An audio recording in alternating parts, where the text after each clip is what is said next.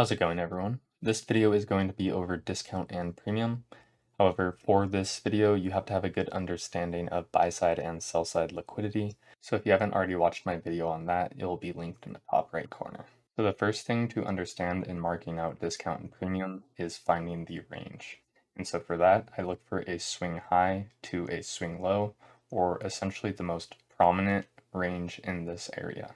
And from there, I will take, in this case, the gone box or a fib, and mark out from the high to the low. Doing this, we can see where our equilibrium rests, right here with the 0.5 fib, so this would be the equilibrium of the range. Anything above the 0.5 fib is considered at a premium, and anything below the 0.5 fib is considered at a discount. So extending this box over to the left, we can get a better visualization of where our premium and discount of the range lies. It is important to note that there is not just one range within price action. There are multiple ranges within ranges. For example, here we have this range from this move down. However, when we put in a swing low here and move back up, we create another range from this high to this low. There are multiple different ranges within a set of price action, and it can get kind of confusing. So we'll jump into some examples to explain that. However, I first want to discuss why we use discount and premium. The main reason to be using discount and premium is because it shows where risk to reward is more favorable. For example, if I was to enter a long position right at the equilibrium of the range and put my stop on the low and put my target on the high, my risk to reward would be 1. However, the further into discount I get, the higher or more favorable my risk to reward becomes. The same goes for entering a short position. If I was to enter a short position at the equilibrium and put my stop on the high and my target on the low, I would have a risk to reward of 1. However, as I get deeper into premium, my risk to reward becomes greater. With that being said, if I am looking for a short position, I'm looking for PD arrays in a premium to get short. And if I'm looking for a long position, I'm looking for PD arrays at a discount to get long. For this first example, we are going to look at NASDAQ on the daily chart, and the first thing we want to do is identify a range. Well, we have a swing low right here, price leg up. So I'd want to mark out this high to this low. Now, one thing with ranges is they are expanding. So if price moves higher, we're going to track that with our equilibrium range. So as this moves higher, we're going to move it higher with it. We will continue to do that until a high is put in. Now if this is the high, let's see. Okay, so we put in a swing high there. Now if we're going to be looking for long positions, what do we want to look for? We want to look for a discount PD array. Do we have one? Yes, we have a fair value gap right here. So if I'm looking for longs, I want to be looking for longs in here. Let's see what happens. You can see we reach into that discount PD array and then move higher from there. For this next example, we are going to look at the dollar index, or DXY, and the interactions between equilibrium ranges. So if you notice here, we have a move up here. And so if we mark that out from our high to the low that made the new range, we have our equilibrium range. So with that, let's drop down to the daily. Now from here, if we are looking for long positions or a draw on liquidity for short positions, what would we want to look for? We would want to look for PD arrays in a discount.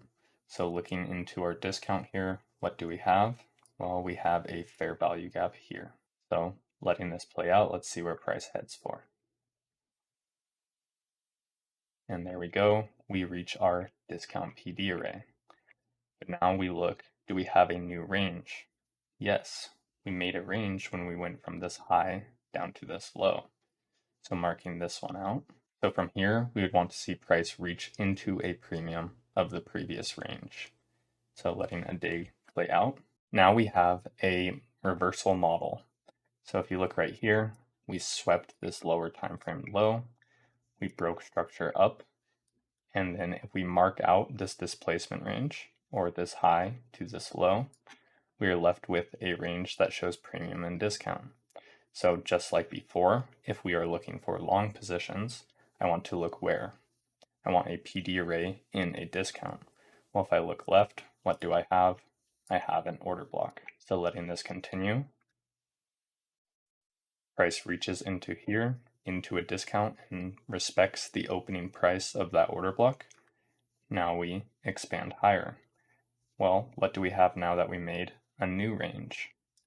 Well, we can go from our high to our low. Now we have another range. So if price was to come back down, I'd want to see it reach into a discount. And fast forwarding to the new day, we put in a new high. So I track my premium to that high. And where do we go? Into a discount. For this next example, we have the pound dollar on the daily chart. If you notice, we filled this daily fair value gap, and then we make a new high, and we have an aggressive displacement range right here. So marking this out from high to low. If price wants to draw back into a discount, do we have a PD array in discount for it to reach for? We do. We have a small little fair value gap right here. Going to the next day, we get a sweep of Monday and Friday's high right here, a close back in. Next day model wants us to drop down, get a reach for that fair value gap. So now, if I'm going to be looking for longs in a discount, I want to see some sort of raid on previous day low or some sort of setup. Right here, we raid previous day low, close back in, and what do we have above us? A fair value gap.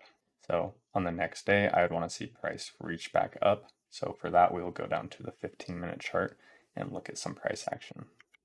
So if we look right here, we start our new day, have midnight marked out, our Asia range high and low, and we sweep this Asia low and all these lows over here, filling this fair value gap. Then we get an aggressive move higher, and so what does that create? It creates another discount and premium range. For this one, I will also mark out an OTE. So from here, if I was looking for a setup, I'd be looking for an OTE entry and then a target of that daily fair value gap. And if you notice, by entering at a OTE, my risk to reward is 3.43 there versus 1.6 at an equilibrium.